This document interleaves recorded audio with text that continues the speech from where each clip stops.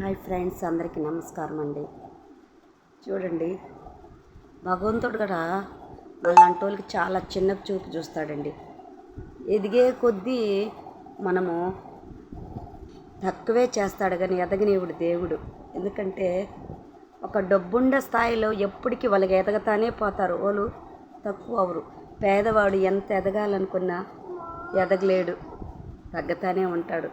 ఎందుకింత బాధగా చెప్తున్నాను తెలుసా? నా సబ్స్క్రైబ్స్ మొత్తం 700 అండి.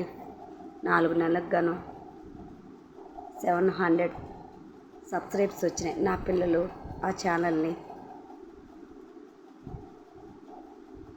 డిలీట్ చేసేసారు, లాగిన్ అవ్వడం లేదండి.